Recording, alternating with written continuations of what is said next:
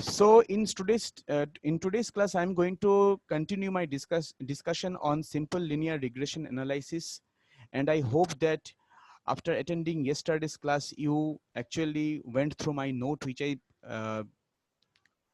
posted in Google Classroom.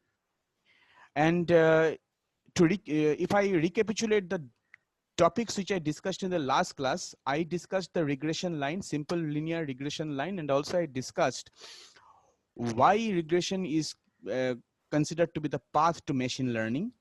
And I showed you an example, and by which I showed you two examples in which in one of these examples I showed that if a bivariate distribution is given, it is not always the case that you could perform regression model analysis until you check what is the structure of the scatter plot. And in the first problem, we couldn't fit the regression line because the scatter plot was curvilinear.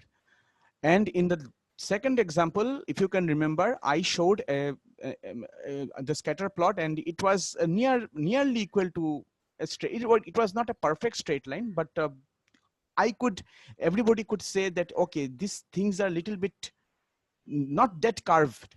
It's some points are not falling on the straight line, but are very near to the straight line. So we could perform a regression model analysis to that particular problem. So initial step to do regression analysis is to check by using scatter plot what is the structure of the variables, and if it fits to the model, then we can plot the model. That was my yesterday's discussion. In today's class, I'm going to show you two different forms of regression lines. And you know that in correlation, when I studied correlation, we discussed that correlation is actually a quantity, a measurement, a quantifiable thing, which actually quantifies the connection between the two variables taken from a bivariate distribution. So if I give you a bivariate distribution having two different variables, set of variables, then you can study how are they connected to one another. You can quantify the amount of connection between the two variables, as well as we can plot the scatter diagram, and we can study the regression model, curvilinear, multiple, simple, whatever it is. Now, this is the main part, which today's part is actually talks about the connection between the correlation analysis and the regression analysis.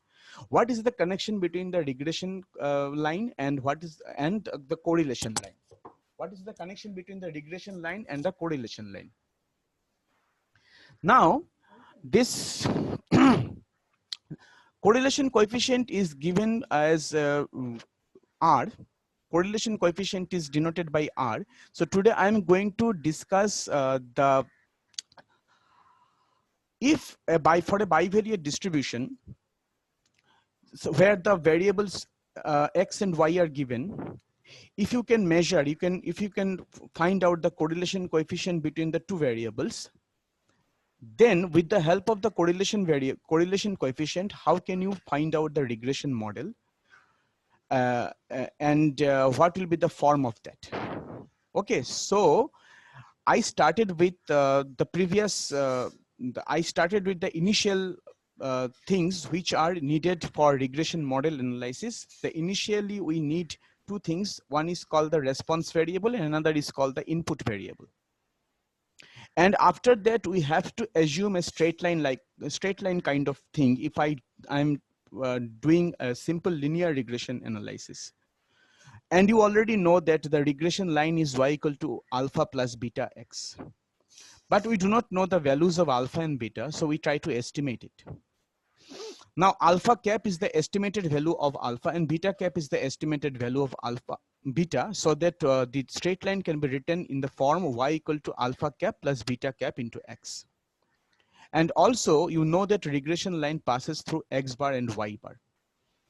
Okay, if you draw the regression line, and if you can do the analysis by yourself, that if you find the mean of the variable x and mean of the variable y, and if you draw the regression line, you'll see that the values that the pair of this particular pair x bar y bar will satisfy the regression equation.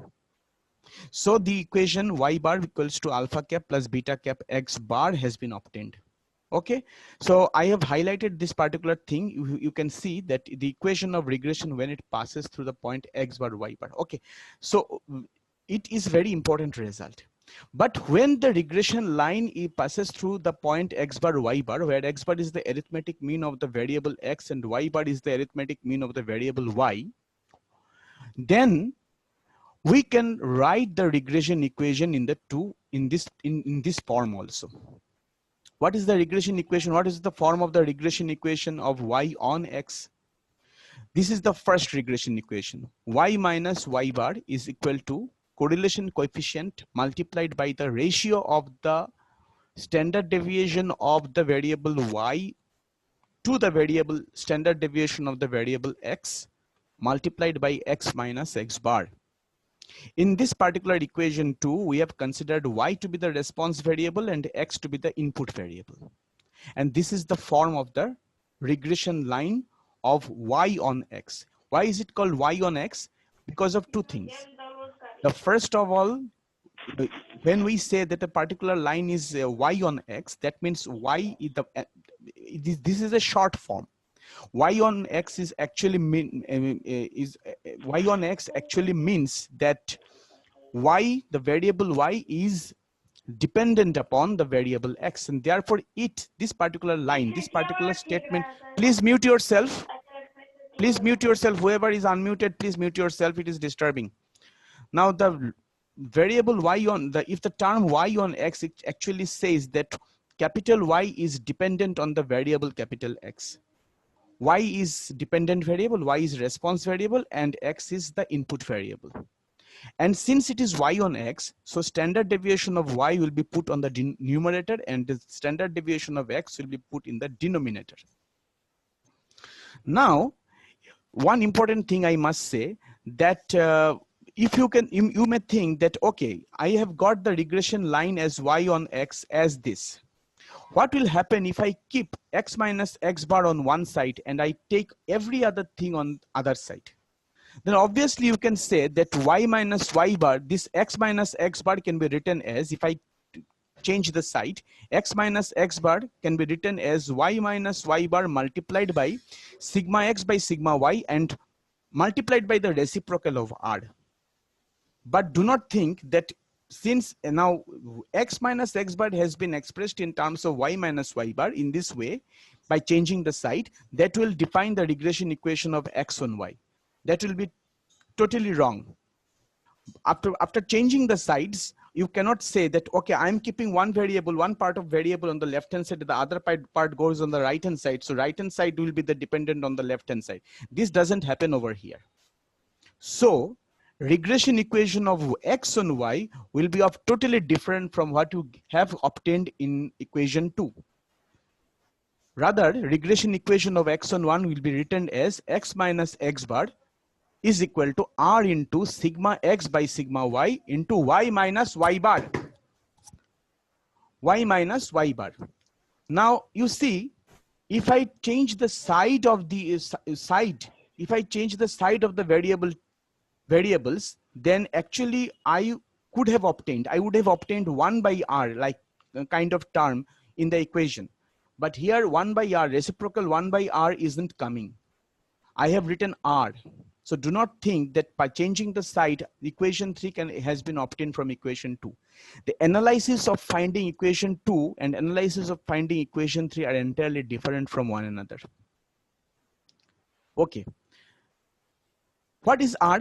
R is the correlation coefficient between the two variables capital Y and capital X. So this gives you the connection between the regression line and the correlation coefficient between the two variables. These two results are very important result. Okay. And how do I get this equation? I'm going to explain it right now. But you can say that if you can remember the things from the coordinate geometry, this is exactly the, forget about this coefficient, but this is exactly the equation when we say that a straight line passes through a particular point. The equation of the straight line can be written in this way. Okay, so this equation, the form of the equation 2 and equation 3 definitely tells us that it is equation of straight line. Okay. Now if in equation 2, that means the equation of y on x, you have got a coefficient like this, r into sigma y by sigma x. And in equation 3, we have got a coefficient like that, r into sigma x by sigma y. This coefficient, r into sigma y by sigma x, is called the regression coefficient of y on x. And this coefficient is called the regression coefficient of x on y. Since I'm writing here x on y, that means capital X is dependent on capital Y. And since it is x on y, then we'll put the standard deviation of x on the numerator and the standard deviation of y on the denominator. So this is called the regression coefficient of y on x, and this is called the regression coefficient of x on y. What will happen if I multiply the two regression coefficients? Let me see. I am denoting the regression coefficient of y on x by this notation, b of y, b suffix yx. And I'm denoting the regression coefficient of x on y by this notation, b suffix xy. If I multiply these two terms, byx into bxy, then these terms, sigma y will cancel each other from numerator and denominator, and the terms sigma x will cancel from each other from numerator and denominator. And what will remain over there? Only the term r into r, which is called r square. So this is a very important result, which states that if there are two regression coefficients, then the product of the regression coefficient is correlation coefficient squared. What is the utility of this particular theorem? This utility of this particular theorem is that sometimes it is not possible for, it may not be possible for us to get the correlation coefficient between the two variables. Maybe the data is so huge or whatever. You have not been provided with the values of the variables capital X and capital Y so that you can perform the correlation analysis. Suppose I have given you the regression lines only, and I have declared that this is the regression line of y on x and that is the regression line of x on y. So without knowing the values of capital X and capital Y, just looking at the regression lines of y on x and x on y, you can guess the correlation coefficient. This is the utility of this particular theorem. Okay, so from the regression line, in the regression lines, the correlation coefficient is hidden in terms of the regression coefficients. So you can say that product of the two regression coefficient is correlation coefficient squared, or you can say that correlation coefficient is the square root of the product of the two regression coefficients. Okay, that square root of this particular square root may be plus or maybe minus, whatever, because correlation coefficient, you know that it always varies from -1 to +1. Let me come to the important part, which I told you in the last class, that I'm going to discuss method of least square, by which we actually deduce the regression equation y on x and regression equation x on y. How to deduce? What I said in my last class, I put the regression line as y equal to alpha plus beta x plus e. And in one of the parts of in my last class, I told you that to get the best fit, we always try to minimize the sum of the squares of errors. Now that particular analysis, by what we mean by that analysis, that particular statement, I'm going to analyze right now. Yesterday, I told you that I'm going to show you how it happens. So I'm now going to discuss this part, which states that deduction of regression lines using method of least squares. Okay, let us try to read this and understand what it is saying, and let us try to grasp the idea line by line. Let us suppose that in the bivariate distribution small xi comma small yi, how many items are there? One from n items are there. Capital Y is the dependent variable. Capital Y is actually the random variable whose different values are small yi's. And capital X is the independent variable where the different values of capital X is small xi's. So we can say in terms of regression, in terms of our previous day's knowledge, we can say capital Y is the response variable and capital X is the input variable. Let us try to find the regression equation of y on x. Okay, the analysis which I'm going to show you right now can also be performed if you want to find out the regression equation of x on y. Here I'm going to discuss the regression equation of y on x only. If I consider regression equation of y on x, y should be written in terms of x. So you know from our previous day's example that regression equation of y on x can be written as y equals to a plus bx equals plus e. E is the error term. Okay. Now equation 1 represents a family of straight lines. Why it represents family of straight line? It is because it's very simple to understand. Suppose I'm putting a equals to 2 and b equals to 3. So the regression forget about e. Suppose e is 0. Now the regression equation will become y equal to 2 plus 3x. This is a particular straight line. If I change the parameters a and b, if I take 4 and 5, you will get another straight line. If I put 1/2 and 3 by 2, you will get another straight line. So since small a and small b are not known, for different values of small a and small b, this equation will represent a family of straight lines. Various straight lines can be assumed. But out of all these straight lines, in my class, various boys are there, various students are there, different students are there, whose performance is best in statistics. I can judge in different ways. Like this, in here also, different straight lines are there. Different straight lines can be assumed. Which one of these straight line is the line of best fit or regression line of y on x? That is the purpose of this particular analysis. And to make you understand, I have again shown the previous day's example scatter plot. You know that 4 points were there. So you see, you can very easily see the points, 4 different points. And now I intentionally drew a kind of straight lines with black ink. Okay, these straight lines, you see, if I consider this straight line, you can immediately say that this straight line is not the best fit to the data. If I consider this black line, you will definitely say this straight line is not best fit to the data. If I consider this black straight line or any other line like this, you will say that these lines are not the best fit for the data. But if I consider the blue line as we obtained in the last class, you can immediately say that, okay, blue line fits in the best way to the given data. So out of all the lines from the family of straight lines, this particular blue line is the line of best fit. Okay, and there must be some kind of criteria or some kind of tool or the methodology by which we are going to extract out that blue line out of all the different family of straight lines. Small a is a real number, small b is a real number, and there are infinitely many real numbers. So there will be infinitely many straight lines in the family of straight lines. It will be very difficult for us to start to draw it is impossible for us to define all the to draw all the straight lines and then to get the best fit.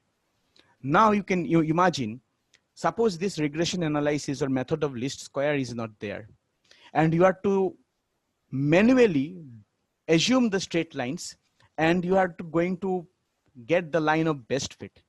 Suppose there are 1,000 data, and there is no software so that you can easily use the software to get the scatter plot.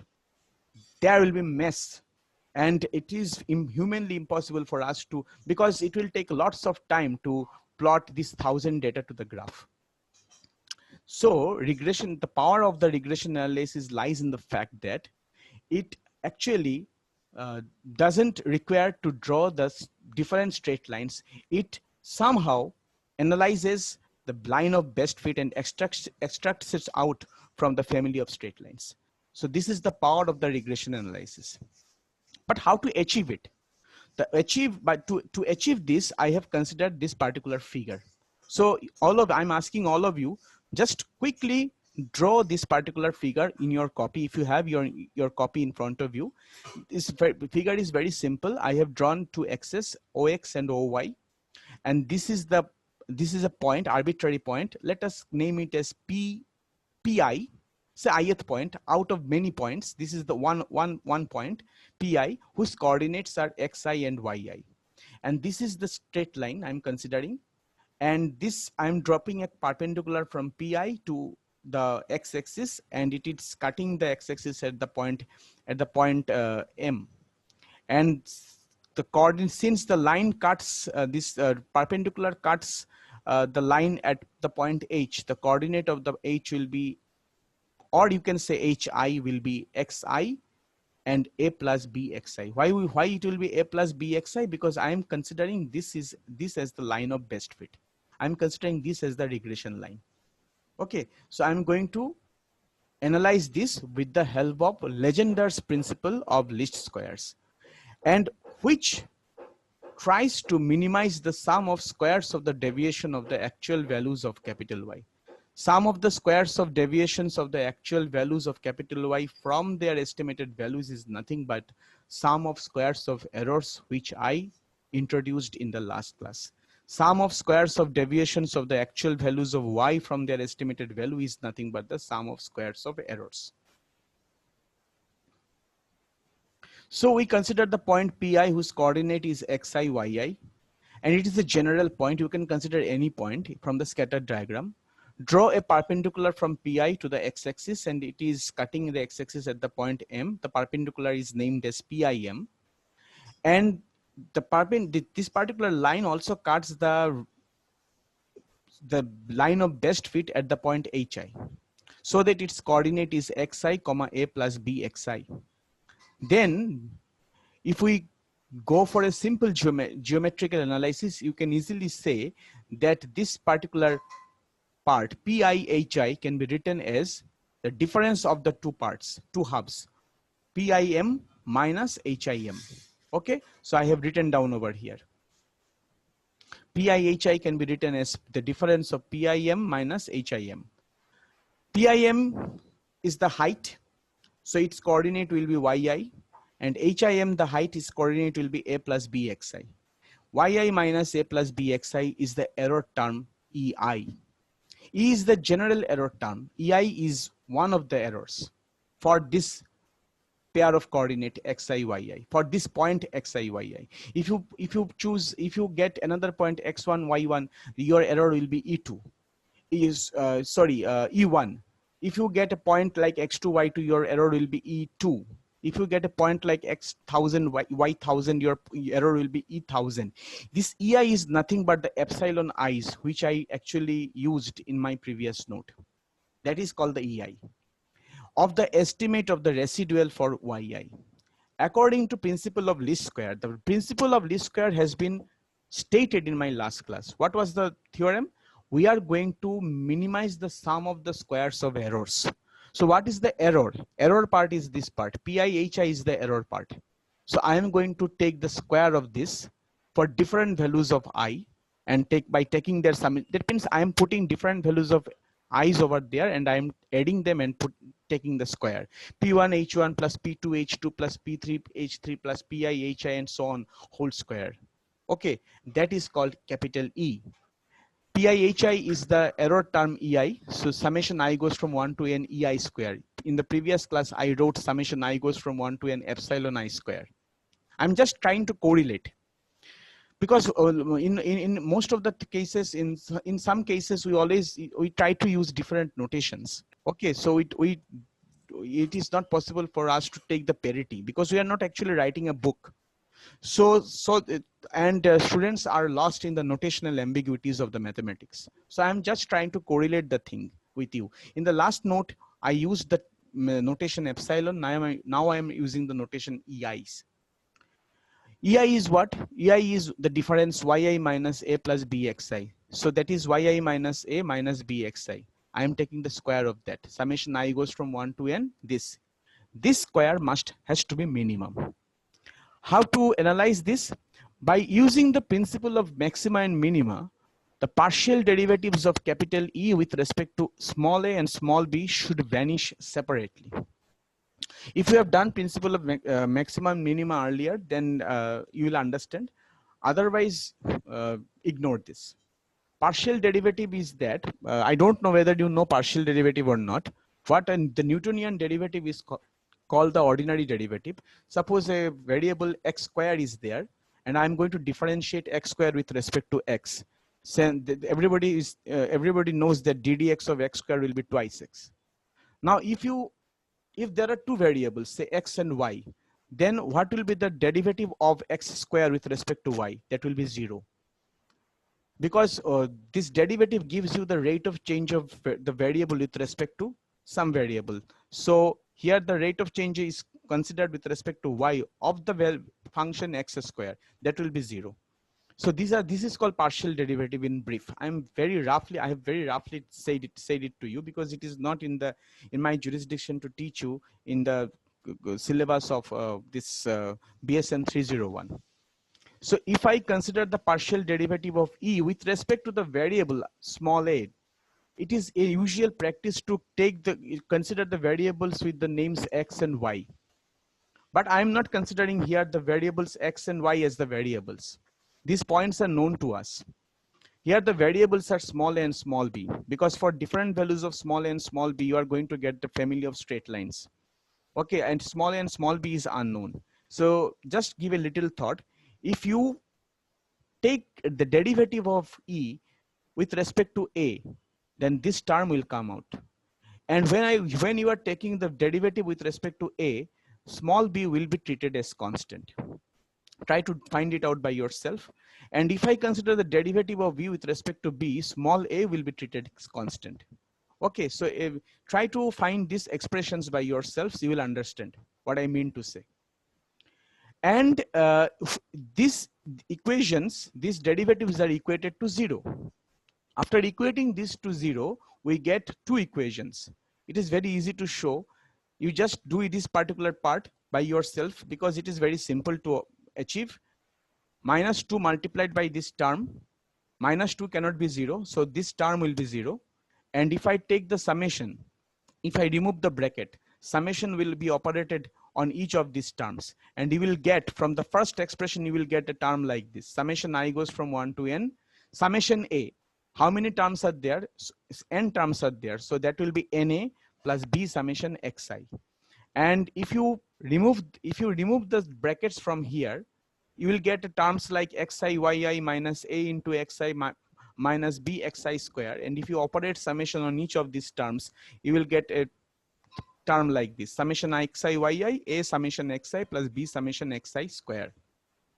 These two equations are called normal equations. You can put a star mark over there. Normal equations are very important equations, and you see in module 5 of your syllabus, there is the first topic of this is the first topic of module 2. Module 5 is curve fitting by method of least square. In this topic, normal equations will be very helpful for us to do the problems. Okay, so try to if you ask me whether you have to memorize these expressions or not, the answer is yes. You have to memorize these expressions. There is a very easy way by which you can memorize these expressions, but in today's class I'm not going to tell it to you. And when in module 5 I'm going to give you the trick by which you can easily memorize the form of the normal equations given in equation 2. Okay, and also you see, if I consider the first normal equation, if I multiply both sides by 1 by n, what will I get? 1 by n summation yi. That will be nothing but capital Y bar. 1 by n multiplied by na. N will cancel each other, so you'll get a. And b 1 by n summation xi. 1 by n summation xi will be x bar, so we get bx bar, which proves the earlier result that regression equation y equals to a plus bx or alpha plus beta x, whatever you consider, that passes through the straight line, that passes through the arithmetic means of y and arithmetic mean of x. This proves my result. It passes through the point x bar y bar. But what was my regression equation? My regression equation was y equal to a plus bx plus c. If you take the mean on both the side, if you calculate the mean on both the side, you will get a term like e bar. But here in this particular case, e bar is not there. Where does this e bar go? Because according to our assumption for regression analysis, I have already told you that e's are considered in such a way, the errors are considered in such a way that the assumed mean of these error terms is considered to be 0. So if I take the mean values of these ei's, that will be 0. So that e bar will vanish and we'll only get y bar equal to a plus bx bar. Similarly, starting from scratch, starting from scratch, you can assume another straight line of the form capital X equal to a prime plus b prime x plus e prime, which will represent the regression equation of x on y. And you can do the same analysis, and you will be able to show here also that in this case also the regression equation of x on y will pass through the point x bar and y bar. Okay, before I complete my today's session, because time is almost running out, I must tell you some about this particular problem. This particular problem says, let us quickly read what the problem says. It is saying that in a partially destroyed laboratory, record of an analysis of correlation data, the following results only are legible. From a particular analysis, you have got this data. What is the data? There were two variables, capital X and capital Y. Variance of the variable capital X was given to be 9. Regression equations are given to be these two regression. There are always two regression equations. Suppose you are actually presenting a data to me and you say that, sir, this is the regression equation. I have got a regression equation, this line 1. I will say that your analysis is incomplete, because we already know that for a particular bivariate distribution, there will always be two regression equations. So if you are going to present something, always try to represent always try to fit two regression equations for the given set of data. Otherwise your declaration will be incomplete. Now they are asking what will be the mean values of capital X and capital Y. They are also asking us to calculate the correlation coefficient between capital X and capital Y, and also we are supposed to find the standard deviation of capital Y. Okay, how to do it? We already know that regression equations, we have already proved that the regression equations is passing through the point x bar y bar. So we can write these equations as 8x bar minus 10y bar plus 66 equal to 0, and 40x bar minus 18y bar minus 214 equal to 0. If I solve these two equations, I will get x bar and y bar. Try to solve it. Now they are saying that these are the two regression equations, but they have not mentioned which of these regression equation is regression equation of y on x and which one of this is regression equation of x on y. So since nothing is mentioned, I am, without loss of generality, I'm assuming that regression equation of y on x is the first one and regression equation of x on y is the second one. And I am trying to write these expressions in the following form. By keeping y on the left hand side, I'm taking all the other things on the right hand side.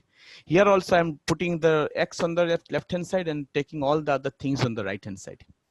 You can ask me one question, that whether we can consider this to be regression equation of x on y, y on x, and this to be x on y. Answer is yes. In that case, the result will be differ. Okay, but here in this particular problem, you can do easily. Otherwise, if nothing is mentioned, it is your choice. But if someone doesn't say, okay, this is the regression equation, if a particular straight line is given and I do not declare that this is a regression equation, there is no other way out. There is no way by which you can tell that, okay, I have got the regression equation. Yeah, there is only one way. You can plot the means and check whether it is satisfying or not. Okay, that is one of the ways. So from this, I have considered the coefficients b, y, x. It is easy to find out. 8 by 10 is the coefficient, and here 18 by 40 is the bxy. Now you know that the regression correlation coefficient is square of the correlation coefficient is the product of these two. So you take the product of these two regression coefficient, correlation coefficient will come out. And there will be two values for correlation coefficient, plus and minus. Here two regression coefficients are plus, so correlation coefficient here considered will be positive. And byx is represented r into sigma y by sigma x. Using this equation, you can easily find out sigma y. Try to finish this problem by yourself. So time is almost ran out. I'm concluding my today's class at this point. See you in the next class. Bye. Okay, I hope you have understood me.